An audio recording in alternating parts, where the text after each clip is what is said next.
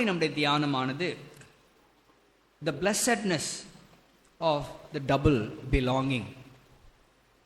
The blessedness of double belonging அப்படின்னு என்ன அர்த்தம் கவனிக்க வேண்டும். இங்கே சூலைமித்தியாள் தன்னுடைய வார்த்தைகளிலே 2 செய்திகளை முன்வைக்கின்றார். என்ன செய்தி? நான் என் நேசருடையவள், என் நேசர் என்னுடையவள். So double belonging. ஓகே, நான் என் நேசருடையவள், என் நேசர் என்னுடையவர் என்று சொல்லி 2 விதமான உடைமையாக இருப்பதை பற்றி பேசுகிறார்.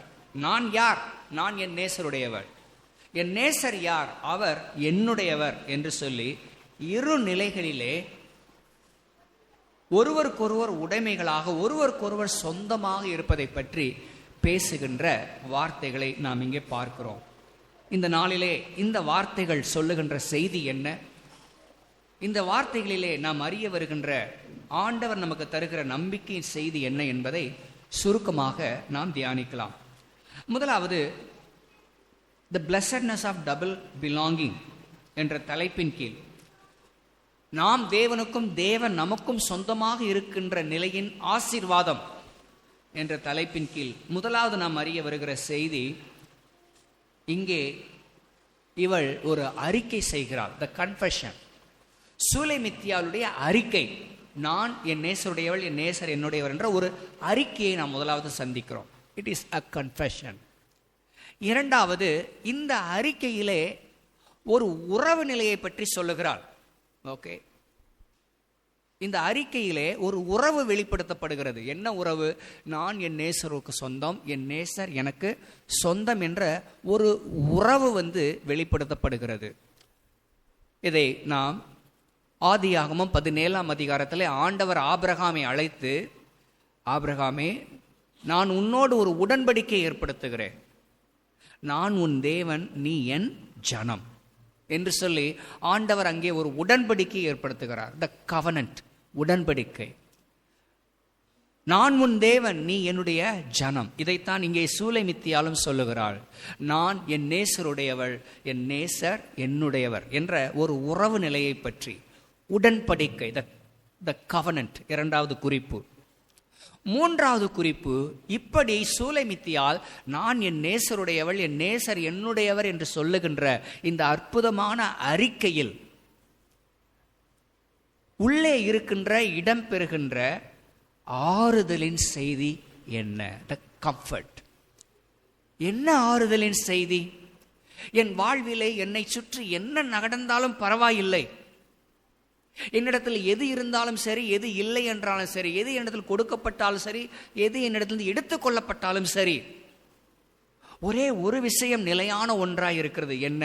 நான் என் நேசருடையவள், என் நேசர் என்னுடையவர். இந்த உறவிலிருந்து என்னை ஒன்றும் பிரிக்க முடியாது. த கம்ஃபர்ட், ஆறுதல். அன்புக்குரியவர்களை, நாம் வாசித்த இந்த அற்புதமான வேத பகுதியிலே ஆரம்பத்திலே சூலைமித்தியாளுக்கும் தன் நண்பர்களுக்கும் இடையே ஒரு சிறிய பேச்சுவார்த்தை நடைபெறுகிறது. என் நேசர் எப்படிப்பட்டவர்?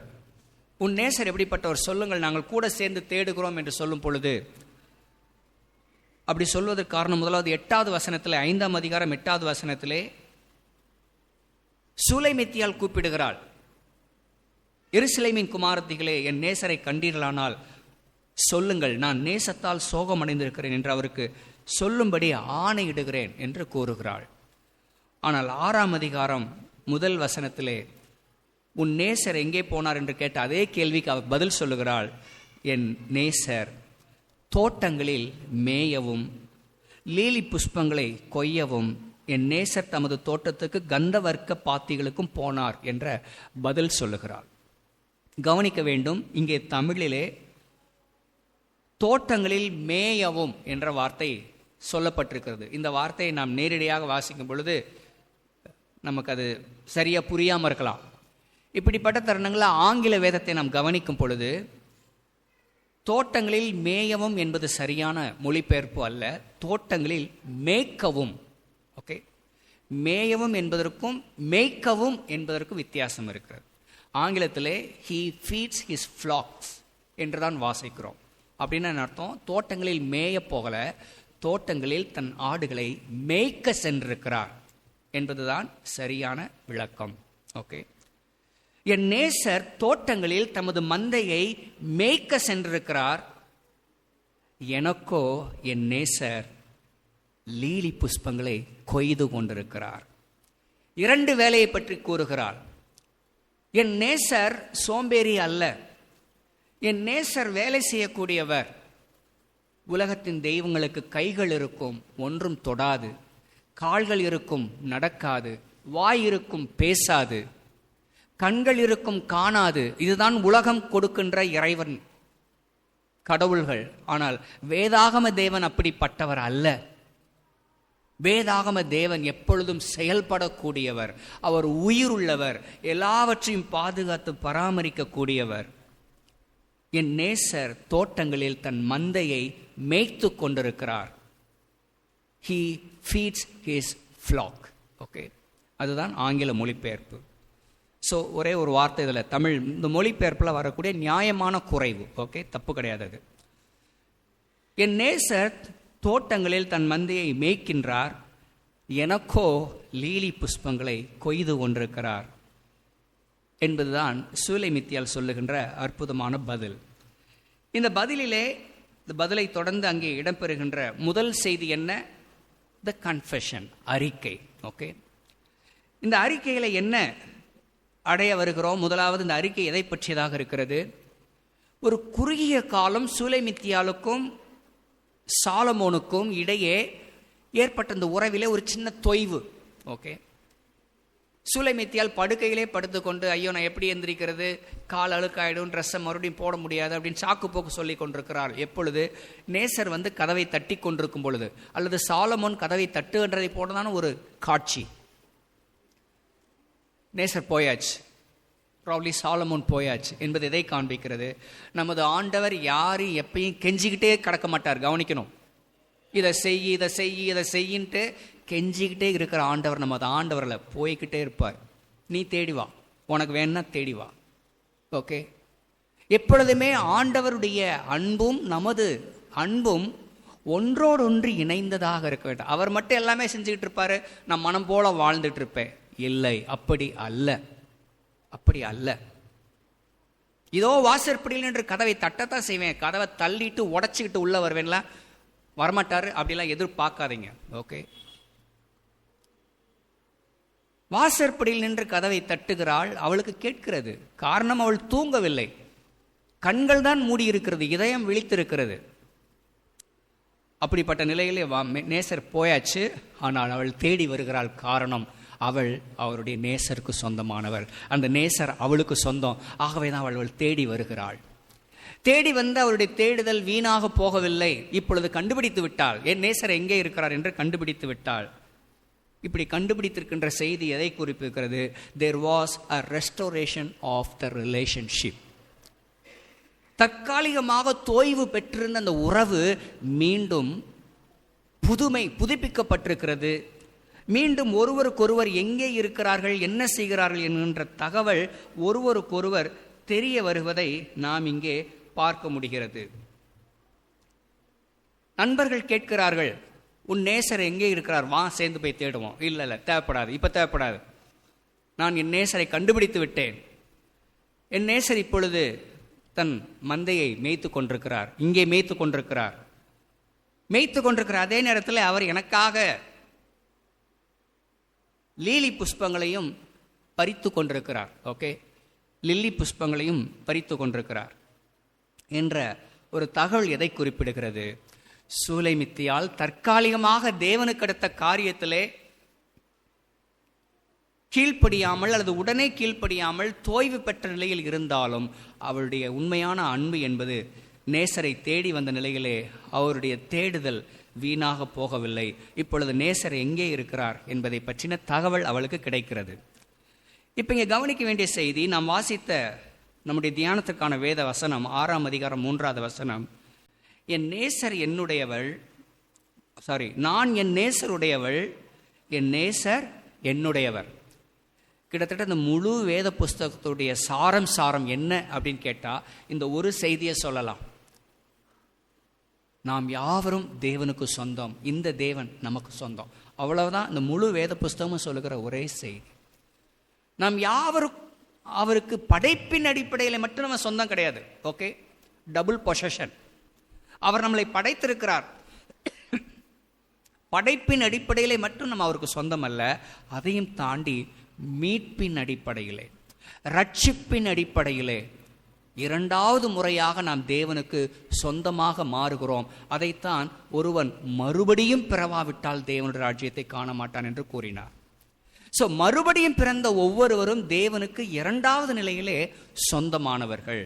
ஓகே, ஸோ இங்கே நம்ம பார்க்கிற இந்த செய்தியிலே இதே வசனத்தை 2ஆம் அதிகாரம் 16வது வசனத்தில் சொல்லியிருக்கிறாங்க. அதில் ஒரே ஒரு மாற்றத்தை நீங்கள் கவனிக்க முடியும். இதே வசனம் 2ஆம் அதிகாரம் 16வது வசனத்தில் இடம்பெறுகிறது. இதே செய்தி தான் அங்கே சொல்லப்பட்டிருக்கிறது. ஆனால் என்ன மாற்றம் சொல்லுங்க, என்ன மாற்றம்? 6ஆம் அதிகாரம் 3வது வசனத்தில் நான் என் நேசருடையவள் என்று ஆரம்பிக்கிறது. ஆனால் 2ஆம் அதிகாரம் 16வது வசனத்தில் என் நேசர் என்னுடையவர் அப்படின்னு ஆரம்பிக்கிறது. ஒரு சின்ன ஸ்விட்ச். ஓகே, சின்ன மாற்றம். 2ஆம் அதிகாரத்தில் வரும்பொழுது கிட்டத்தட்ட ஒருத்தரை ஒருத்தர் சந்திக்கின்ற, ஒருத்தரை ஒருத்தர் அறிந்து கொண்டிருக்கின்ற ஒரு தருணம். ஆனால் 2ஆம் அதிகாரத்துக்கு அப்புறம் திருமணம் முடிஞ்சிருச்சு. திருமணம் என்ற ஒன்று முடிந்த பின்பு, முன்பு சூலமித்தியால் சொல்லும் பொழுது முதல்ல என் நேசர் ஓகே என்னுடையவர் என்று சொல்லிட்டு அப்புறம் நான் அவருடையவர் என்று சொல்வது மாறிட்டு இப்போ எப்படி மாறுகிறது? முதலாவது நான் என் நேசருடையவள், அவர் என்னுடையவர் என்று சொல்றது உண்மைதான். ஆனால் அதை பார்க்கலாம் இப்பொழுது அவள் சொல்லுகின்ற மாற்றம் என்ன? முதலாவது நான் என் நேசருடையவள், என் நேசர் என்னுடையவர் என்ற ஒரு புதிய புரிந்து கொள்ளுதலுக்குள் வருகிறார். ஓகே, நாம் அவரை தெரிந்து கொள்ளவில்லை, அவர் நம்மை தெரிந்து கொண்டார். நாம் அவரை நமக்கு சொந்தமாக மாற்றிக்கொள்வதற்கு முன்பதாக அவர் நம்மை முதலாவது அவருக்கு சொந்தமாக மாற்றிக்கொண்டார் என்கின்ற ஒரு புதிய புரிந்து கொள்ளுதலிலே அவள் வந்திருப்பதை நாம் பார்க்க முடியும். There is a transition, okay, in her understanding. Who is first? அவர் என்னை முதலாவது முன்குறித்தார், அவர் என்னை அழைத்தார், அவர் என்னிலே முந்தி அன்பு கூர்ந்தார், ஆகவே நாம் அவரில் அன்பு கூறுகிறோம் என்கின்ற தனது புரிந்து கொள்ளுதலிலே ஒரு மாற்றத்தை நாம் இங்கே கவனிக்க முடியும்.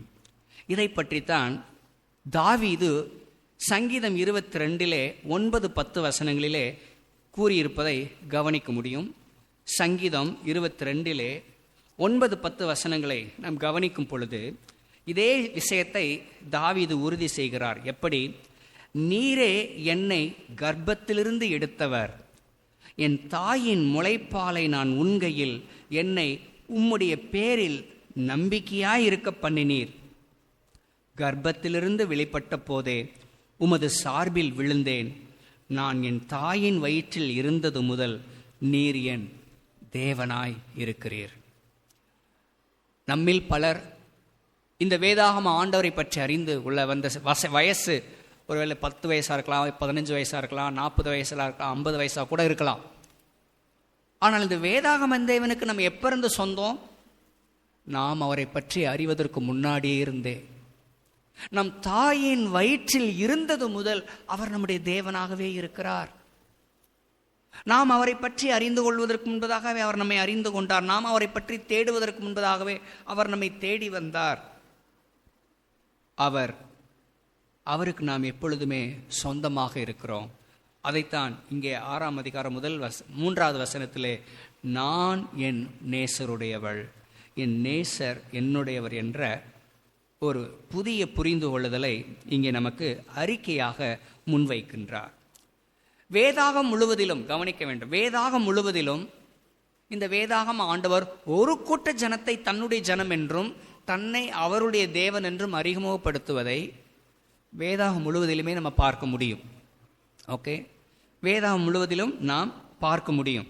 வேதாகம் முழுவதிலும் நம்ம பார்க்கின்ற அந்த விஷயத்தில் ஆபிரகாமிலிருந்து நம்ம பார்க்க முடியும். ஆபிரகாமை தேவன் அழைக்கிறார், ஆபிரகாமோடு தேவன் ஒரு உடன்படிக்கை பண்ணுகிறார். நீ என் ஜனம், நான் உன் தேவன், உன்னோடு என் உடன்படிக்கை ஏற்படுத்துகிறேன் என்று சொல்லி ஆண்டவர் ஆபிரகாமை அழைத்து ஆபிரகாமின் தேவனாக தன்னை அறிமுகப்படுத்தினாலும் அதே நேரத்தில் இந்த வேதாகம ஆண்டவர் உலகத்தில் உள்ள எல்லாருடைய தேவனாகவும் தன்னை வெளிப்படுத்தி இருப்பதை வேதாகமம் முழுவதில் நம்ம பார்க்க முடியும். ஸோ இன்றைக்கும் இஸ்ரவேலர்கள் அல்லது யூதர்கள் இந்த ஆண்டவர் முதலாவது எங்களுக்கு அப்புறம்தான் உங்களுக்கு அப்படிலாம் சொல்கிறத நம்ம பார்க்க முடியும். அது முற்றிலும் ஒரு தவறான ஒரு புரிந்து கொள்ளுதல். நிறைய கிறிஸ்தவர்கள் அப்படி தான் பார்க்குறாங்க. இன்றைக்கும் யூதர்கள் விசேஷித்தவர்கள், இன்றைக்கும் யூதர்கள் ரொம்ப வானத்திலிருந்து குதிச்சவங்க, முதல்ல அவங்களுக்கு அப்புறம் தான் நமக்கு. இல்லை, உலகத்தில் இருக்கிற அனைவருமே ஒரே ஆதாம் ஏவாளின் பிள்ளைகள் தான். யூதர்கள் மட்டும் ரொம்ப ஸ்பெஷலாக வந்தாங்க, மற்றவங்களாம் கிடையாது. நோ, அப்படிலாம் ஒன்றுமே கிடையாது. யூதன் என்றுமில்லை, கிரேக்கன் என்றுமில்லை, ஆண் என்றுமில்லை, பெண் என்றுமில்லை, அடிமை என்றுமில்லை, சுயாதீனன் என்றுமில்லை என்பது புதிய ஏற்பாட்டு தத்துவம் மட்டும் அல்ல, பழைய ஏற்பாட்டிலிருந்து நம்ம பார்க்க முடியும். மெல்கிசேதேக் யூதனா இஸ்ரவேலனா? கிடையாது. மெல்கிசேதேக் யூதன் அல்ல, இஸ்ரவேலன் கிடையாது. ஏன்? ஆபிரகாமையே ஆசீர்வதிக்கிற ஒரு நிலையிலே மெல்கிசேதேக் இருந்தார் என்பதின் மூலமாய் வேதாகம தேவன் இஸ்ரவேலுக்கு மட்டும் சிறந்த சொந்தமான தேவன், மற்றவங்களாம் இரண்டாவது தரம் என்று அல்ல. யோபு யூதன் அல்ல, இஸ்ரவேலன் அல்ல, கிட்டத்தட்ட ஆபிரகாம் வாழ்ந்த காலகட்டத்திலே வாழ்ந்தவர். இந்த யோபு என்ன சொன்னார்? இங்கே சூலமித்தியால் என்ன சொல்லுகிறாளோ இதே போன்ற ஒரு செய்தியை யோபு சொன்னார். என்ன சொன்னார்? என் மீட்பர் உயிரோடு இருக்கிறார். என் மீட்பர் உயிரோடு இருக்கிறார். சொந்தப்படுத்தி பேசுகிறார். என் மீட்பர் உயிரோடு இருக்கிறார், நான் அவரை காண்பேன். ஏன்? என்னுடைய சரீரம் முழுவதும் அழிந்து போனாலும் என் சொந்த கண்களால் நான் அவரை காண்பேன் என்று சொல்லி யோபுடைய அறிக்கையும் எதை சொல்லுகிறது? வேதாகம தேவன் பாரபட்சம் பார்ப்பவர் அல்ல, ஒரு குறிப்பிட்ட ஜனத்துக்கு மட்டும்தான் அவர் சொந்தமானவர் என்று அல்ல. அவருடைய ஜனம் எல்லா தேசத்திலும் எல்லா பாஷைகளிலும் எல்லாரிடத்திலும் இருக்கிறார்கள் என்பதற்கு பல எடுத்துக்காட்டுகளை பார்க்க முடியும். அதில் ஒரு சிலவற்றை உங்கள் கவனத்துக்கு இப்பொழுது கொண்டு வருகிறேன். மெல்கிசேதேக்கு, யோபு, ஓகே, நாகமான் குஷ்டரோகி, சீரிய தேசத்தை சார்ந்தவன், அவன் யூதன் அல்ல. அவனை பற்றி வேத புஸ்தகத்திலே வாசிக்கின்றோம்.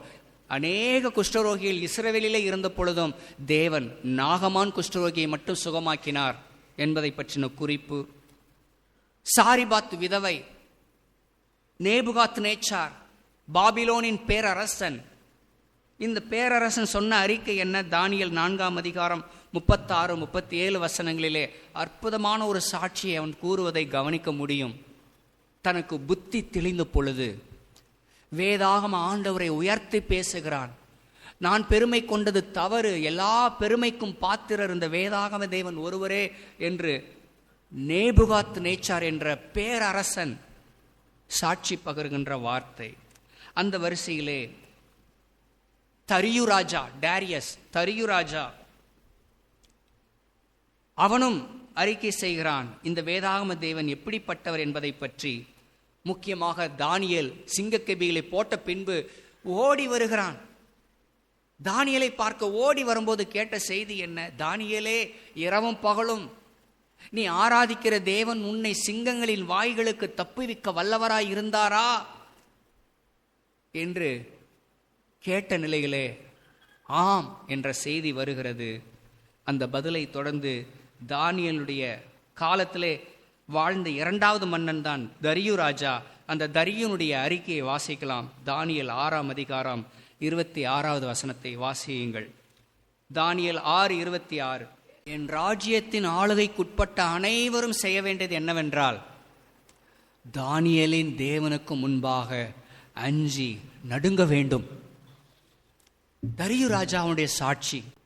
தானியேலின் தேவனை பற்றி அவன் அறிந்தவனாய் நாம் பார்க்க முடியும். அப்படியே இன்னொரு மன்னனை பற்றியும் வாசிக்கிறோம். Cyrus, the great king of Persia, பெர்சிய தேசத்துடைய மன்னன். அவனை பற்றி எஸ்ரா 1ஆம் அதிகாரம் 2வது வசனத்திலே வாசிக்க முடியும். தானியேலுடைய காலகட்டத்திற்கு பின்பு எஸ்ராவுடைய காலகட்டத்திலே வாசியுங்கள். 1ஆம் அதிகாரம் 2வது எஸ்ரா 1:2. தேவனாகிய கர்த்தர் பூமியின் ராஜ்யங்களை எல்லாம் எனக்கு தந்தருளி எருசலேமிலே தேவன் தமது ஆலயத்தை கட்டும்படி எனக்கு கட்டளையிட்டார். ஓகே, ஸோ இங்கே மீண்டும் ஒரு மன்னனுடைய சாட்சியை பற்றி வாசிக்கிறோம். இப்படி பல எடுத்துக்காட்டுகள். அதில் இன்னும் ஓரிரு எடுத்துக்காட்டுகள் என்ன? யோனாவோடு பயணிக்கின்ற கப்பலிலே பயணித்த மாலுமி முதற்கொண்டு பயணம் செஞ்சவங்க எல்லாத்தையும் பற்றி யோனா 1 அதிகாரம் 16வது வசனத்திலே பார்க்கும் பொழுது, ஆரம்பத்தில் எல்லாரும் அவங்கவுங்க சாமியை கும்பிடுங்கன்னு சொல்லி ஆரம்பித்தவங்க யோனாவை கடலிலே போட்ட பின்பு எல்லாம் அமைதலான போது அவர்கள் எல்லாரும் யோனாவின் ஆண்டவரை தொழுது கொண்டார்கள் என்று வாசிக்கிறோம். யோனாவினுடைய ஆண்டவரை தொழுது கொண்டு அவருக்கு பலி செலுத்தினார்கள் என்று நாம் வாசிக்கிறோம். அப்படியே யோனா நினிவே பட்டணத்துக்கு செல்லுகிறான். நினிவே பட்டணத்திலே சென்று சுவிசேஷத்தை அறிவித்த பின்பு முடிவாக நினிவே பட்டணம் முழுவதும் ரட்சிக்கப்படுகிறது. அனைவருமே வேதாகம தேவனுக்கு செவி சாய்த்து மனம் திரும்புகின்ற ஒரு நிகழ்வுகள் எல்லாம் எதை குறிப்பிடுகிறது? கவனிக்க வேண்டும். ஆண்டவருக்கு இஸ்ரவேல் மட்டும்தான் ரொம்ப சொந்தம், ரொம்ப நெருக்கம். மற்றவங்கெல்லாம் 2வது தரம் என்பது தவறான ஒரு போதனை, புரிந்து கொள்ளுதல். இதை சார்ந்து நிறைய டிவியில், நிறைய யூடியூப்பில் நிறைய செய்திகள் அவ்வப்போது வந்துக்கிட்டே இருக்கும். முக்கியமாக எம்டி ஜெகன் தூங்குவாரோ தூங்க மாட்டாரோ தெரியல, அடிக்கடி பேசிகிட்டு இருப்பார். நம்மெல்லாம் வப்பாட்டி பிள்ளைங்க மாதம், இஸ்ரவேல் மட்டும் உண்மையான மனைவி பிள்ளைங்க மாதிரி பேசுவார். ஆக்சுவலாக அப்படி கிடையாது. ரோமர் 9 அதிகாரத்திலே தெளிவாய் வாசிக்கிறோம், ஆபிரகாமின் பிள்ளைகள் எல்லாரும் ஆபிரகாமின் பிள்ளைகள் அல்லவே. ஆபிரகாமின் பிள்ளைகள் அனைவரும் ஆபிரகாமின் பிள்ளைகள் அல்ல. யாரெல்லாம் கிருபையினாலே விசுவாசத்தை கொண்டு ரட்சிக்கப்பட்டார்களோ அவர்கள் அனைவருமே ஆபிரகாமின் பிள்ளைகள். மாம்சத்தின்படி பிள்ளைகளானவர்கள் பிள்ளைகள் அல்ல. ஆகவே மாம்சத்தின்படி யூதர்களாக இருக்கக்கூடிய, இஸ்ரவேலராக இருக்கக்கூடியவர்கள் ஒருபோதும் இஸ்ரவேலர்கள் அல்ல, யூதர்கள் அல்ல. இதயத்திலே விருத்த சேதனம் பெற்றவர்களே உண்மையான யூதன். ஆக அந்த வகையிலே தேவனுடைய பிள்ளைகளாகிய நாம் ஒவ்வொருவருமே தேவனுக்கு சொந்தம். இந்த தேவனுக்கு சொந்தமான ஜனங்களை தேவன் எல்லா பின்னலிலிருந்தும் எல்லா தேசத்திலிருந்தும் அழைக்கிறார். இந்த விஷயத்தை இயேசு கிறிஸ்துவும் உறுதிப்படுத்துகிறார். பழைய ஏற்பாட்டிலே முதலாவது ஆபிரகாம்கிட்ட சொல்லும் பொழுது என்ன சொல்லப்பட்டது? ஆதியாகமம் 2 அதிகாரத்தில் ஆபிரகாமை அழைச்ச பொழுதே ஆண்டு சொல்லிட்டார், உனக்குள் பூமியுள்ள வம்சங்கள் எல்லாம் ஆசீர்வதிக்கப்படும். அப்பயே சொல்லிட்டார், உனக்குள் பூமியுள்ள வம்சங்கள் எல்லாம் ஆசீர்வதிக்கப்படும். ஓகே, அப்படியே சொன்ன அந்த விஷயத்தை இயேசு கிறிஸ்துவும் கன்ஃபார்ம் பண்ணுறார். இயேசு கிறிஸ்து எப்படி கன்ஃபார்ம் பண்ணுகிறார்? யோவான் 10 ஒரு கூட்ட ஜனங்களை பார்த்து என் நாடுகள் என் சத்தத்துக்கு செவி கொடுக்கும் என்றார். இன்னொரு கூட்ட ஜனங்களை பார்த்து இயேசு என்ன சொன்னார்? நீங்கள் என் மந்தையின் ஆடுகள், நீங்கள் என் மந்தையின் ஆடுகள் இல்லை, ஆகவே நீங்கள் என்னை விசுவாசியாமல் இருக்கிறீர்கள். என் நாடுகள் என் சத்தத்துக்கு செவி கொடுக்கும் என்று கூறினது மீண்டும் எதை குறிப்பிடுகிறது? மாம்சத்தின்படி கூட்டத்தோட கோயந்தா போயிட்டு சர்ச்சுக்கு போறவங்க எல்லாம் தேவனுடைய பிள்ளைகள் அல்ல. மாம்சத்தின்படி எல்லாரும் பைபிள் வீட்டில் வச்சிருக்கிறவங்க எல்லாருமே விசுவாசிகள் அல்ல. மாம்சத்தின்படி எல்லாருமே ஊழியத்தில் கலந்து கொள்றவங்க, எல்லாத்துலேயுமே செயல்படுறவங்க பரலோகத்துக்கு வருவாங்கன்னு சொல்வதற்கும் இல்லை. உண்மையான பக்தி, உண்மையான விசுவாசம், உண்மையான கீழ்ப்படிதல், உண்மையான தாழ்மை, இவைகளை தரித்து கொண்டவர்கள் மட்டுமே தேவனுடைய பிள்ளைகளாக இருக்க முடியும். பிரியமானவர்களே, 2வது குறிப்பு நாம் இங்கே கவனிக்க வேண்டிய செய்தி த கவனன்ட், உடன்படிக்கை. ஓகே, எக்ஸ்கியூஸ் மீ, உடன்படிக்கை. இந்த உடன்படிக்கையிலே மறுபடியும் நாம் அறிய வருகிற செய்தி, நான் உன் தேவன், நீ என்னுடைய ஜனம். இதைத்தான் சுலைமித்தியால சொல்லுகிறார், நான் என் நேசருடையவள், என் நேசர் என்னுடையவர். ஒரு உறவை பற்றியது. ஓகே, உறவை பற்றியது. இன்ஃபேக்ட் நான் சொன்னது போல, ஏற்கனவே சொன்னது போல, படைப்பின் அடிப்படையில் ஆண்டவர் எல்லாருக்கும் சொந்தமானவர். கவனிக்கணும், உலகத்தில் இருக்கிற எல்லாருமே ஒருத்தர் இயேசுவை தேடினாலும் சரி தேடனாலும் சரி ஆண்டவர் அவனுக்கு இறக்கம் காமிச்சுட்டு தான் இருக்கார். அவனுக்கும் சூரிய வெளிச்சத்தை கொடுத்துட்டு தான் இருக்கார். அவன் விவசாயம் பண்ணும்போது விவசாயத்தை கொடுத்துட்டு தான் இருக்கிறார்.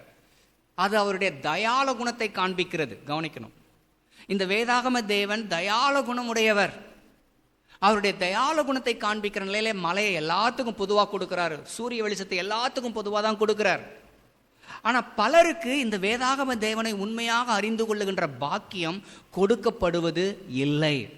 அப்படியே கொடுக்கப்பட்டாலும் அவர்கள் அதை அங்கீகரிக்கின்ற, பெற்றுக்கொள்ளுகிற நிலையிலே அநேகர் இருப்பது இல்லை. இங்கே உலகத்தில் உள்ள எல்லாருக்குமே இந்த வேதாகம தேவன் சொந்தக்காரர். அவர்தான் எல்லாரையும் படைத்தவர். யாருமே எனக்கு இந்த ஆண்டவரை பற்றி தெரியாது, அதனால நான் பொய் சொல்வேன், இந்த ஆண்டவர் சொன்னதெல்லாம் எனக்கு தெரியாது, அதனால நான் திருடுவேன், இந்த ஆண்டவருக்கு எனக்கு சம்பந்தம் இல்லை, அதனால நான் ஆலயத்துக்கு வரமாட்டேன் என்று சொல்வதற்கு ஒன்றும் இல்லை.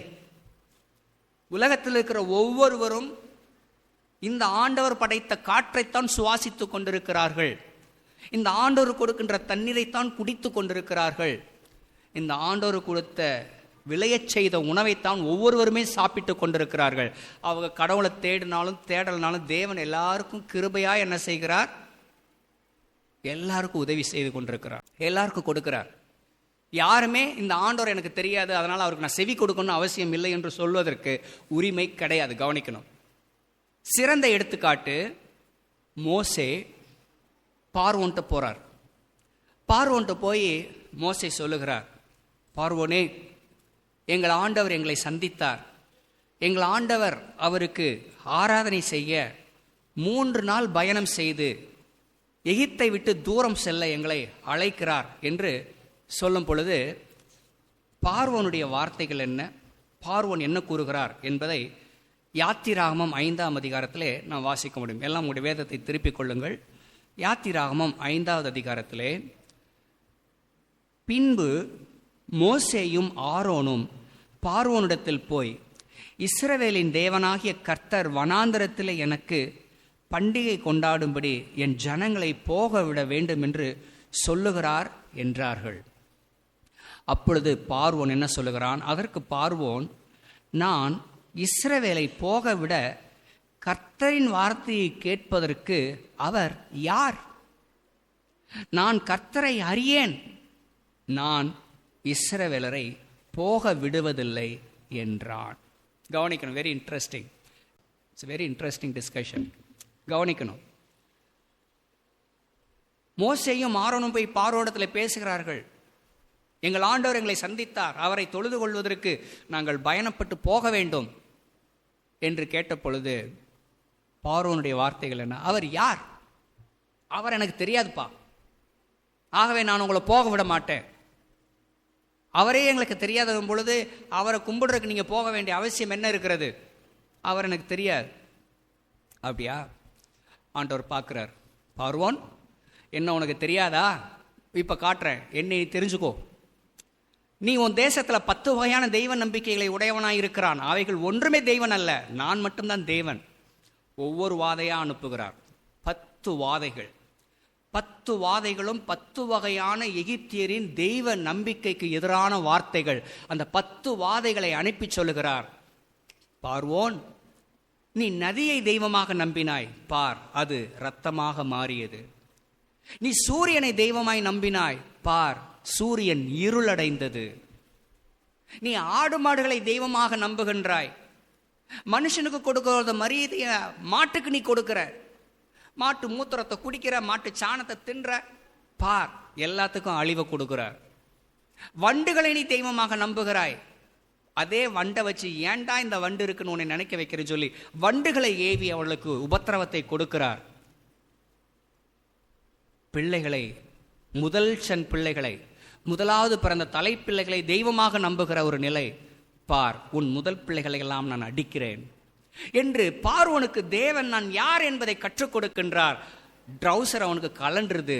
ஐயா, கிளம்புங்க கிளம்புங்க கிளம்புங்க, போயிடுங்க போயிடுங்க. ஒவ்வொரு வாதை வரும்போது போ போ போன்னு தான் சொல்றான். ஆனால் ஆண்டவர் பின்னாடியே அவனுடைய இதயத்தை கடினப்படுத்துகிறார். ஏன்? அவனுக்கு 10 பாடங்களை எடுக்க வேண்டிய செஷன் ஆண்டவர் வச்சிருக்கார். 10 பாடம் அவனுக்கு கற்றுக் கொடுக்க வேண்டியது. நீ நினைக்கின்ற 10 தெய்வ நம்பிக்கையும் 0. மோசேட்ட சொன்னையில, உங்களை தேவனை பத்தி எனக்கு தெரியாது, அவர் யார், அவருக்கு நான் ஏன் கீழ்ப்படியணும்? இப்ப தெரிஞ்சுக்கோ. இந்த வேதாகம தேவன் வானத்தையும் பூமியையும் சூரியனையும் சந்திரனையும் இதிலே காணப்படுகிறவைகளையும் காணப்படாதிருக்கின்ற எல்லாவற்றையும் படைத்த சிருஷ்டிகர்த்தர் என்பதை பார்வோனுக்கு தேவன் கற்றுக் கொடுக்கிறார். இன்றைக்கும் நாம் வாழ்கின்ற இந்த உலகத்திலே பலர் இந்த வேதாகம தேவனை அங்கீகரிப்பதில்லை. இயேசு கிறிஸ்துவை குறித்த சுவிசேஷத்தை எடுத்து சொன்னால் ஏளனமாக பார்க்கின்ற ஒரு நிலை. இன்னும் இந்தியா போன்ற தேசத்திலே கிறிஸ்தவர்கள் என்றாலே கீழ் ஜாதிக்காரர்கள் என்ற ஒரு பேச்சு.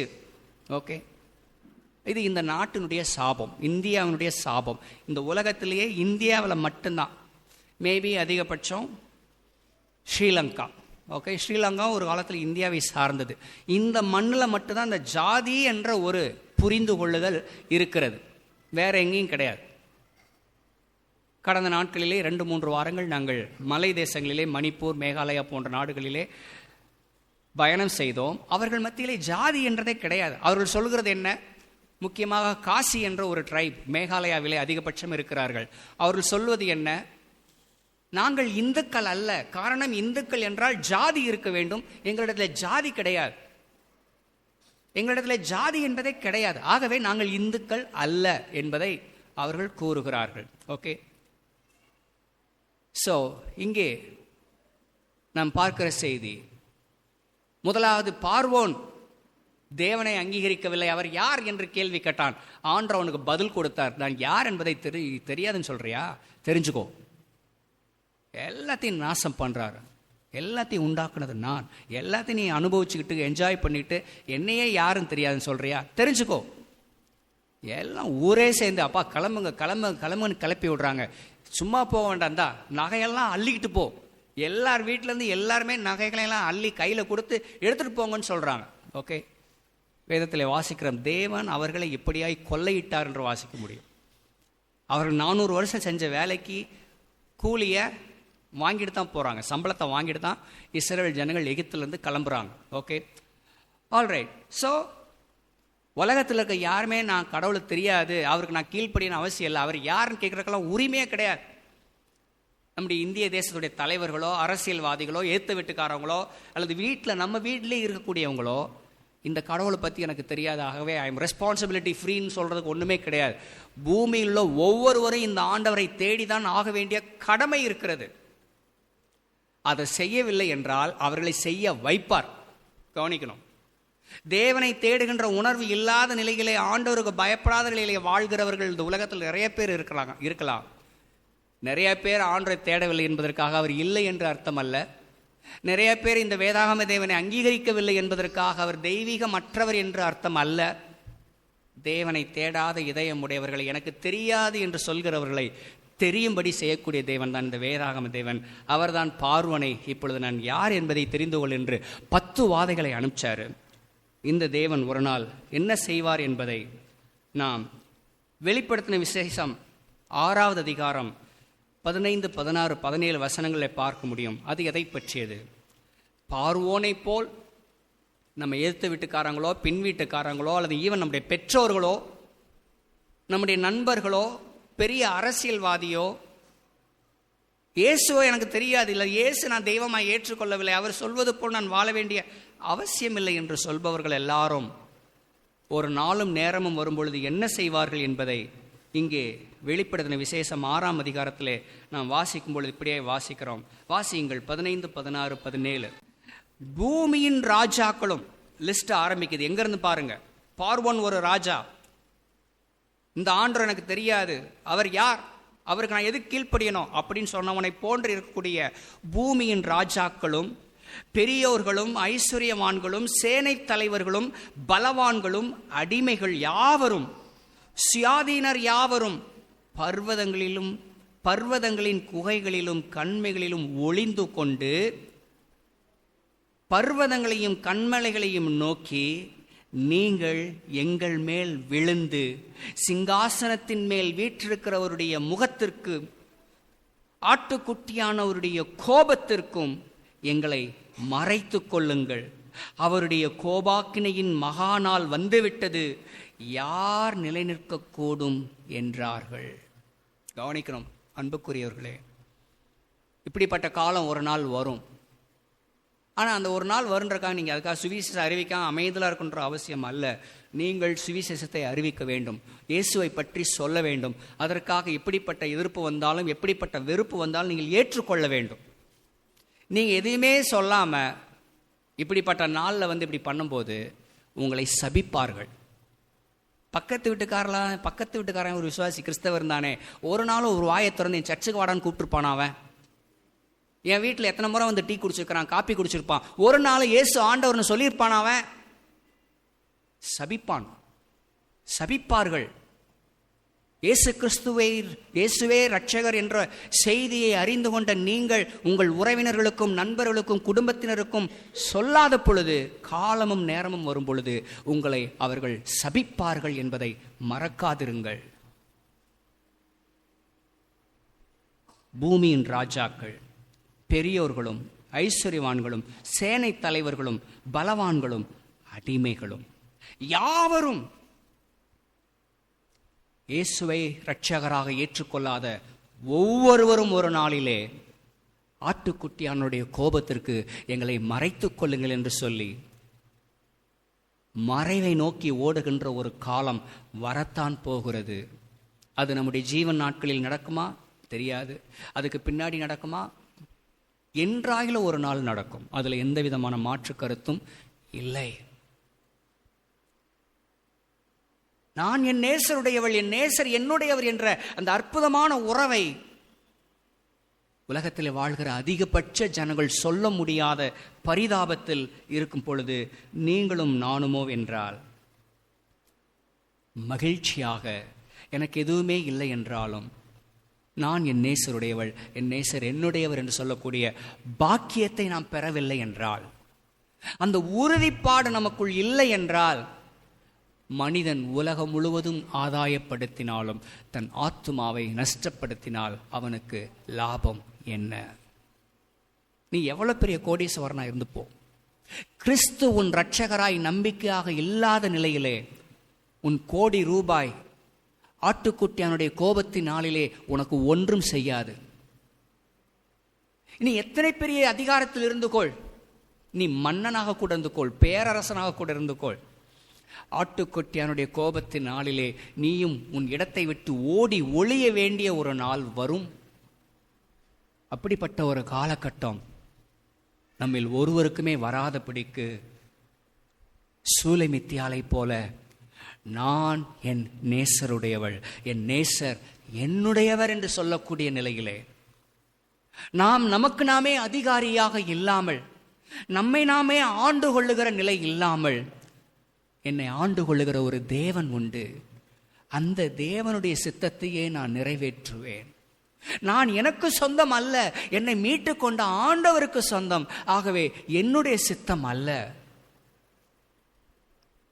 பிதாவே, உமக்கு சித்தமானால் இந்த பாத்திரம் என்னை விட்டு நீங்களாகப்படி செய்யும் என்று இயேசுவே ஜெபிப்பாரே. ஆனால் நீங்களும் நாமும் நம்முடைய நடைமுறை வாழ்விலே இந்த ஆண்டவருடைய சித்தத்தை செய்ய வேண்டியது எத்தனை அவசியமாக இருக்கிறது என்பதை நாம் மறக்கக்கூடாது. பிரியமானவர்களே, ஆண்டவருடைய உடன்படிக்கை, நான் என் நேசருடையவள், என் நேசர் என்னுடையவர் என்று சொல்லி ஆண்டவர் சொல்லுகின்ற இந்த ஒரு நம்பிக்கை நிலை, உறவின் நிலை என்பது உலகத்தில் எல்லாருக்குமே கிடைக்கின்ற பாக்கியம் அல்ல. உலகத்தில் இருக்கிற எல்லாருக்குமே அந்த பாக்கியம் அல்ல. ஆதியாகமம் 17ஆம் அதிகாரத்திலே ஒரே ஒரு வசனத்தை என்னோடு வாசியுங்கள். ஆதியாகமம் 17ஆம் அதிகாரத்திலே ஆண்டவர் ஆபிரகாமோடு தன் உடன்படிக்கையை ஏற்படுத்துகிறார். அப்படி இந்த உடன்படிக்கையை ஏற்படுத்தும் பொழுது ஆண்டவர் சொல்லுகிறார், இந்த உடன்படிக்கை ஏற்படுத்தும் பொழுது ஆல்ரெடி இஸ்மவேல் பிறந்தாச்சு. இஸ்மவேல் பிறந்திருக்கிற அந்த நிலையில தான் ஆண்டவர் ஆபிரகாம்கிட்ட பேசிட்டு இருக்கார். ஆபிரகாமை பார்த்து வசனம் 15 சொல்லுகிறார், பின்னும் தேவன் ஆபிரகாமை நோக்கி, உன் மனைவி சாராயை இனி சாராய் என்று அலையாதிருப்பாயாக, சாராள் என்பது அவளுக்கு பேராயிருக்கும். பேரை மாத்துறார். என்னடா திடீர்னு பேரை மாத்துறாரு? பேருடைய அர்த்தம் தெரியும். ஆண்டவர் சொல்லுகிறார், நான் அவளை ஆசீர்வதித்து அவளாலே உனக்கு ஒரு குமாரனை தருவேன், அவள் ஜாதிகளுக்கு தாயாகவும் அவளாலே ஜாதிகளின் ராஜாக்கள் உண்டாகவும் அவளை ஆசீர்வதிப்பேன் என்று கூறுகிறார். அப்பொழுது ஆபிரகாம் முகங்குப்புற விழுந்து நகைத்து, 100 வயதானவனுக்கு பிள்ளை பிறக்குமோ, 90 வயதான சாரால் பிள்ளை பெறுவாளோ என்று தன் இருதயத்திலே சொல்லிக்கொண்டு ஒரு ஜெபம் பண்ணுகிறார். ஆண்டவரே, உம் சித்தம் போல் நடக்கட்டுமா? அந்த ஜெபமா? கிடையாது. ஆண்டவரே, நீ நினைச்சது மாதிரி நடக்கட்டும் என்பது ஜெபம் அல்ல.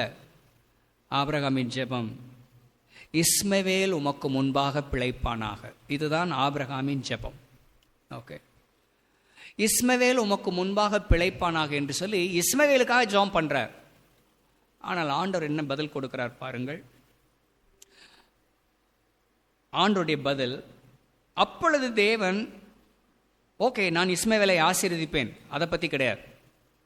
அப்பொழுது தேவன், உன் மனைவியாகிய சாராள் நிச்சயமாய் உனக்கு ஒரு குமாரனை பெறுவாள், அவனுக்கு ஈசாக் என்று பெயரிடுவாயாக, என் உடன்படிக்கையை அவனுக்கும் அவனுக்கு பின்வரும் அவன் சந்ததிக்கும் நித்திய உடன்படிக்கையாக ஸ்தாபிப்பேன்.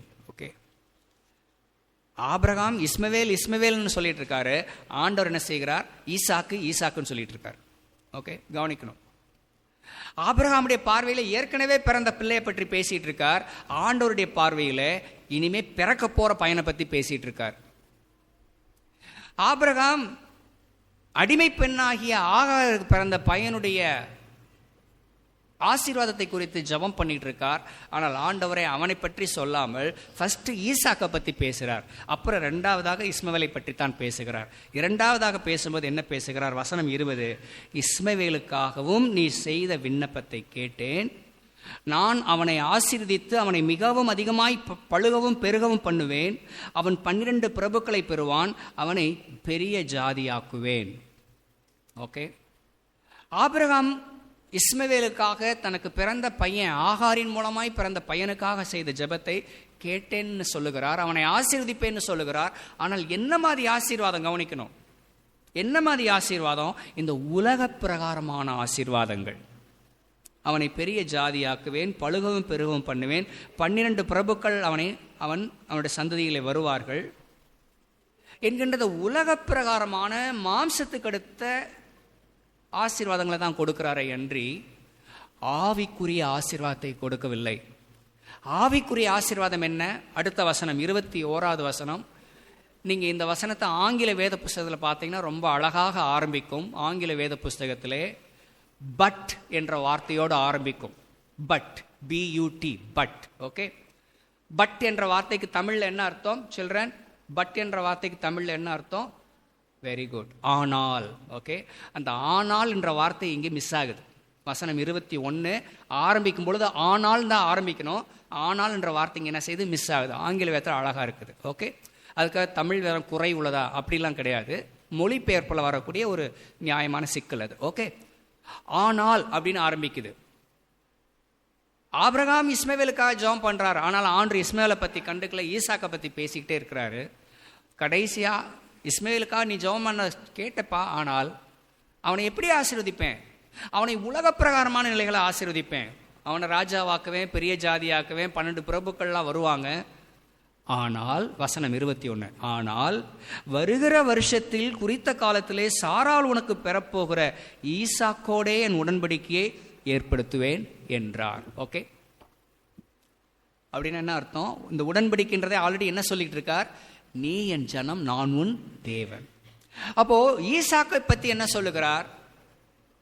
என் ஜனம் என்பது, என் உடன்படிக்கை என்பது, நான் உன் தேவன் நீ என் ஜனம் என்கின்ற அந்த உறவை பற்றின ஆசீர்வாதம் என்பது ஈசாக்கோட மட்டும்தான், இஸ்மவேலோட இல்லை என்று சொல்லுகிறார். இதைத்தான் யோவான் 10 யோவான் 8 இயேசு கிறிஸ்து உறுதிப்படுத்துகிறார். நீங்கள் என் மந்தையின் ஆடுகள் இல்லை, என் கூட தான் வர்றீங்க, என் கூட தான் போறீங்க, நான் இருக்கிற ஆலயத்தில் தான் என் கூட சேர்ந்து ஆராதனை பண்றீங்க, ஆனாலும் நீங்கள் என் மந்தையின் ஆடுகள் இல்லை, என் ஆடுகள் என் சத்தத்துக்கு செவி கொடுக்கும் என்று இயேசு கிறிஸ்து உறுதிப்படுத்துகிறார். அதைத்தான் ஆபிரகாமுக்கு ஆண்டவர் கூறினார். ஓகே, வேதாகம் முழுவதிலும் ஆண்டவர் தனக்கென்று ஒரு ஜனத்தை வைத்திருக்கிறார், தனக்கென்று ஒரு கூட்டத்தை வைத்திருக்கிறார் என்பதை அன்று ஆபிரகாம் ஈசாக்கின் மூலமாய் காண்பித்தார். அதுக்காக இஸ்ரவேலர் மட்டும்தான் என்ற அர்த்தம் அல்ல, அது ஒரு எடுத்துக்காட்டு. கவனிக்கணும், ஒரு எடுத்துக்காட்டுக்காகத்தான் ஆபிரகாமையும் ஈசாக்கையும் யாக்கோபையும் தேவன் தெரிந்து கொண்டு அவருடைய தேவன் என்று தன்னை அறிமுகப்படுத்தினாரே அன்றி லிட்ரலா பிசிக்கலா அவருடைய தேவன் என்று தன்னை சொல்லவில்லை. ஓகே, அப்படி சொல்லியிருந்தா ஆபிரகாமின் பிள்ளைகள் எல்லாரும் ஆபிரகாமின் பிள்ளைகளே அப்படின்னு சொல்லியிருக்கணும். அப்படி சொல்லவில்லை. ஓகே, ஆபிரகாமின் பிள்ளைகள் எல்லாம் ஆபிரகாமின் பிள்ளைகள் அல்லவே. நம்முடைய முற்பிதாவாகிய யாக்கோபு ரெபேக்கால் என்ற ஒரே மனைவினாலே கருவுற்ற பொழுது தேவனுடைய தீர்மானம் எப்படி இருந்தது? யாக்கோபை சிநேகித்து ஏசாவை வெறுத்தேன். ஓகே, ஸோ தேவனுடைய பிள்ளைகள் என்ற பாக்கியம் ஒரு குறிப்பிட்ட கூட்டத்தாருக்கு மட்டும். அந்த குறிப்பிட்ட கூட்டத்தாரம் என்பது இஸ்ரவேல் மட்டும் கிடையாது. தேவன் கிருபையினால் உலகம் முழுவதிலும் இருந்து தெரிந்து கொள்ளுகின்ற தம்முடைய பிள்ளைகள் ஒவ்வொருவருக்கும் சொந்தமானது என்பதை பல வசனங்கள் அறிய தரும். அந்த வரிசையிலே சில வசனங்களை மேபி நீங்கள் குறித்து கொள்ளுங்க, வீட்டில் போய் நீங்கள் வாசிங்க. These are all very beautiful verses. ஏசாயா 41:8, 2 நாளாகமும் 27, ஓசியா 11:1, எரேமியா 31:9, இன்னும் நிறைய வசனங்கள் சொல்ல முடியும். இந்த வசனங்களெல்லாம் எதை குறிப்பிடுகிறது? தேவன் தனக்கென்று ஒரு கூட்ட ஜனங்களை வைத்திருக்கிறார். அந்த கூட்ட ஜனங்களுடைய தேவனாகவே மற்றும் தன்னை அறிமுகப்படுத்துகிறார். அந்த கூட்ட ஜனங்கள் அவர்கள் என்ன செய்ய வேண்டும், எப்படி வாழ வேண்டும் என்பதை பற்றி பல்வேறு எடுத்துக்காட்டுகளை இந்த அதிகாரங்களிலே கூறி வருகிற வரிசையிலே அன்றைக்கு ஆபிரகாமிடத்திலே ஆண்டு உடன்படிக்கை பண்ணும் பொழுது ஒரு அடையாளத்தை பற்றி பேசினார். கவனிக்கணும், என்ன அடையாளம்? ஆபிரகாமோடு ஆண்டு சொன்ன பொழுது, நீ என் ஜனம் என்பதற்கு, உன் சந்ததியோடு என் உடன்படிக்கை ஏற்படுத்தினேன் என்பதற்கு ஒரு அடையாளத்தை பற்றி ஆண்டு சொன்னார். என்ன அடையாளம்? விருத்த சேதனம் என்ற ஒரு அடையாளம். இந்த விருத்த சேதனம் அடையாளம் ஓகே, இன்றைக்கும் இஸ்லாமியர்கள் பிராக்டிஸ் பண்ணுறாங்க, யூதர்கள் பிராக்டிஸ் பண்ணுறாங்க. ஓகே, கிறிஸ்தவர்கள் பிராக்டிஸ் பண்ணுறதில்ல, அவசியமும் இல்லை. காரணம், வெளியான புறம்பான விருத்த சேதனம் அல்ல, இதயத்திலே விருத்த சேதனம் தான் உண்மையான விருத்த சேதனம். அதைத்தான் ஆண்டவர் அங்கீகரிக்கிறார். மாம்சத்தின்படி வெளியான விருத்த சேதனம் அல்ல. ஆனால் அன்றைக்கு அது கொடுக்கப்பட்ட பொழுது அது சொல்லுகிற செய்தி என்ன கவனிக்கணும்? அது சொல்லுகிற செய்தி, விருத்த சேதனத்தின் அடையாளம் அது நிரந்தரமானது, எப்பயுமே மாறாது. ஓகே, விருத்த சேதனத்தின் அடையாளம் நிரந்தரமானது, எப்பயுமே மாறாது. அதே போல தேவன் எவர்களை முன்னறிந்தாரோ அவர்களை அழைக்கிறார், அழைத்தவர்களை நீதிமானாக்குகிறார், நீதிமானாக்கினவர்களை மகிமைப்படுத்துகிறார், மகிமை வரைக்கும் கொண்டு போயிடுறார். இடையில அவங்க யாருமே வந்தாங்க போனாங்க என்று அல்ல. அப்போ ப்ராக்டிக்கலாக பேசணும்னா கவனிக்கணும். ப்ராக்டிக்கலாக பேசணும்னா இல்லையே, அப்படி இல்லையே. நடைமுறை கிறிஸ்தவ வாழ்விலே பலர் விசுவாசத்துக்குள் வர்றாங்க, கொஞ்ச நாள் கழிச்சு போயிடுறாங்களே. பலர் சாட்சியாக வாழ்றேன் கொள்றேன்றாங்க, கொஞ்ச நாள் கழிச்சு பின்வாங்கி போயிடுறாங்களே. ஈவன் ஊழியக்காரர் கூட பலர் வந்து நல்லா விசுவாசமாக பக்தியாக எல்லாம் பேசிட்டு எடுத்துட்டு கொஞ்ச நாள் கழிச்சு பின்வாங்கி போயிடுறாங்களே, அவர்களை குறித்து என்ன? இதற்கான பதிலை 1 யோவான் 2ஆம் அதிகாரம் 19வது வசனத்திலே நாம் பார்க்க முடியும். 1 யோவான் 2ஆம் அதிகாரம் 19வது வசனம். இந்த 19வது வசனத்திலே அப்போஸ்தலனாகிய யோவான், தேவன் தம்முடைய பிள்ளைகளை பாதுகாக்க பராமரிக்க போதுமானவர், இருப்பினும் ஒரு கூட்ட ஜனங்கள் பின்வாங்கி போறாங்கள் அல்லவா, ஒரு கூட்ட ஜனங்கள் இயேசுவை மறுதலிச்சுட்டு போறாங்கள் அல்லவா, அவர்களை பற்றி என்ன என்ற கேள்விக்கு பதிலை 19வது வசனத்தில் இப்படியாய் கூறுகிறார். கொஞ்ச நாள் வந்துட்டு விசுவாசமா இருந்துட்டு பக்தியா இருந்துட்டு சுவிசேஷ பணி கூட செஞ்சுட்டு ஒரு குறிப்பிட்ட காலமும் நேரம் வரும் பொழுது பின்வாங்கி போறவங்களை பற்றி என்ன? அவர்கள் நம்முடையவர்கள் அல்ல. நம்மோட இருந்தாங்க, நம்மோட பேசினாங்க, நம்மோட ஜெபம் பண்ணாங்க, நம்முடைய பைபிள் ஸ்டடி இருந்தாங்க, நம்மளோட ஊழியத்துக்கு வந்தாங்க, எல்லாமே கூட பண்ணாங்க. ஆனால் அவர்கள் நம்முடையவர்கள் அல்ல. அவர்களை பத்தா மத்தேயு 7 இயேசு சொன்னார், அந்நாட்களில் அநேகர் என்னை நோக்கி கர்த்தாவே கர்த்தாவே உம்முடைய நாமத்தில் இதை செஞ்சோம், உம்முடைய நாமத்தில் அதை பண்ணோம். ஆனால் இயேசு சொல்லுகிறார், அக்கிரம செய்கைக்காரர் என்னை விட்டு அகன்று போங்கள், நான் உங்களை அறியேன். இவைகள் அனைவருமே கிறிஸ்தவத்துக்குள்ளதான் இருக்கிறாங்க, மறக்காதீங்க, வேற எங்கேயும் கிடையாது. இவர்கள் அனைவருமே கிறிஸ்தவத்துக்குள்ளதான் இருக்கிறாங்க. தேவனால் அறியப்படாத, தேவனால் நேசிக்கப்படாத, தேவனால் அங்கீகரிக்கப்படாத அனைவருமே கிறிஸ்தவத்திற்குள் தான் இருக்கிறார்கள், கிறிஸ்தவத்துக்கு வெளியே அல்ல. ஆகவே தேவனுடைய பிள்ளைகளாகிய நாம் வழி இதுவே, சத்தியம் இதுவே, உண்மை இதுவே என்பதை புரிந்து கொண்டு அதிலே உறுதியாக நிற்க நாம் அழைக்கப்பட்டவர்களாக இருக்கிறோம். பிரியமானவர்களே, இங்கே சூலமித்தியால் நான் என் நேசருடையவள், என் நேசர் என்னுடையவர் என்று கூறுகின்ற அற்புதமான செய்தி. நம்முடைய நேரம் கடந்து விட்டபடியால் 3வது செக்ஷன், த கம்ஃபர்ட், ஆறுதல். இந்த ஆறுதல் என்ற வார்த்தையை ஆண்டஸ்தமனால் மேபி நெக்ஸ்ட் வீக் நம்ம பேசலாம். இன்றைக்கு நம்ம இந்த முதல் 2 சப்டைட்டில்ஸ் மட்டும் நம்ம டிஸ்கஸ் பண்ணது இன்றைக்கு போதும் என்று நினைக்கிறேன். ஆகவே அன்புக்குரியவர்களே, நாம் பார்க்கின்ற இந்த சூனேமித்தியாலின் செய்தியிலே நாம் அறிய வருகிற அற்புதமான செய்தி, நான் என் நேசருடையவள், என் நேசர் என்னுடையவர் என்று சொல்லுகின்ற இந்த செய்தியினுடைய சாரம் ஒன்று மட்டுமே முழு வேத புஸ்தகத்திலும் அறிய வருகிற செய்தி. நாம் அவரை தெரிந்து கொள்ளவில்லை, அவர் நம்மை தெரிந்து கொண்டார். நாம் அவரை தேடி போகவில்லை, அவர் நம்மை தேடி வந்தார். நம்முடைய நிலை காணாமல் போய நிலையில் தான் நாம் இருந்தோம். அவர் நம்மை தேடி கண்டுபிடிக்கும்படி இந்த பூமிக்கு வந்தார். அப்படிப்பட்ட இந்த நல்ல ஆண்டவர். இன்னும் ஒரு 5 minutes பேசி முடிச்சிடலாமா ப்ளீஸ்? How about you? டயர்டாக இருக்கா? ரொம்ப நேரம் பேசிட்டேனா? I think it's beautiful conclusion. I don't want to miss that. 5 minutes பேசலாமா? இங்கே சத்தத்தை காணா. முடிச்சிடுறேன் அப்போ, வேண்டாம். Okay, I think will better finish it. ஏன்னா அடுத்த வாரம் வேறு பிரசங்கம் நம்ம கேட்கணும். ஓகே, த கம்ஃபர்ட். ஓகே, சுருக்கமாக முடிச்சிடுறேன். ஆறுதல். என்ன ஆறுதல்? நமக்கு ஒரே ஒரு ஆறுதல் என்ன? நான் அவருடையவள், அவர் எனக்கு சொந்தமார் என்று சொல்லுகின்ற இதில் இடம்பெறுகின்ற அற்புதமான ஆறுதல் என்ன? இந்த வேதாகம தேவன் ஒருத்தர் மட்டும்தான் இந்த உண்மையை அடிக்கடி சொன்ன ஒருத்தர், இயேசு கிறிஸ்து மட்டும்தான், வேற யாருமே கிடையாது. எந்த தெய்வத்துக்கிட்டையும் சாமிக்கிட்டையும் போய்கிட்டு நீ உரிமையாலாம் பிள்ளைலாம் போய் நிற்க முடியாது. ஃபீஸ் கட்டி டிக்கெட் வாங்கி கியூவில் நின்று தான் நீ போய் நிற்கணும். எந்த வீட்டிலனாலும் பிள்ளைங்க ஃபீஸ் கட்டி டிக்கெட் வாங்கி பெற்றோரை பார்க்க வர நிலை இருக்கா? எந்த வீட்லையால் இருக்கா நிலை இருக்கா? அப்பாயின்மெண்ட் வாங்கி ஆன்லைனில் புக் பண்ணி டிக்கெட்டு வாங்கிட்டு அப்பா அம்மாவை பார்க்க வர நிலை, அப்படி ஒரு நிலை இருந்துச்சுன்னா எவ்வளோ கொடுமையான பரிதாபமான ஒரு நிலையாக இருக்கணும். அதுதான் இந்த உலகம் காண்பிக்கின்ற இறைவனுடைய நிலை. ஆனால் வேதாகம தேவன் அப்படி அல்ல. வேதாகம தேவன் அப்படி அல்ல. இயேசு கிறிஸ்து சிலுவைக்கு செல்வதற்கு முன்பாக தம் சீஷரிடத்திலே கடைசியாக பேசின த ஃபேர்வெல் ஸ்பீச், பிரியாவிடை. இந்த ஃபேர்வெல் ஸ்பீச், பிரியாவிடை என்பது யோவான் 14, 15, 16, 17 இந்த 4 அதிகாரங்களில் வாசிக்க முடியும். இந்த 4 அதிகாரங்களிலிருந்து 4 வசனத்தை உங்களுடைய கவனத்துக்கு கொண்டு வர்றேன். அந்த 4 வசனங்கள், ஓகே, யோவான் 14, 20, 15, 4, 17, 24 இந்த வசனங்கள்லாம் நம்ம கவனிக்கும் பொழுது, நான் உங்களுக்குள்ளும் நீங்கள் எனக்குள்ளும். கணவன் மனைவி உறவிலே நடைபெறுகின்ற ஒரு நிகழ்வு என்ன? இனிமேல் நீ தனியாள் கிடையாது, அவர்கள் இருவரும் ஒன்றாக இருப்பார்கள். ஆதாமையும் ஏவாளையும் ஆண்டவர் படைத்து திருமண உறவிலே இணைத்த பொழுது நடந்த நிகழ்வு என்ன? இனிமேல் இருவர் அல்ல, ஒருவர். அதைத்தான் இயேசு கிறிஸ்து இங்கே சொல்லுகிறார். நான் உங்களிலும் நீங்கள் என்னிலும் இருப்பதை நீங்கள் தெரிந்து கொள்வீர்கள். ஓகே, இயேசுனுடைய கடைசி ஜெபம், பிதாவே, நான் எங்கே இருக்கிறேனோ அங்கே அவர்களும் இருக்கும்படி விரும்புகிறேன். நான் எங்கே இருக்கிறேனோ அங்கே அவர்களும் இருக்கும்படி விரும்புகிறேன்.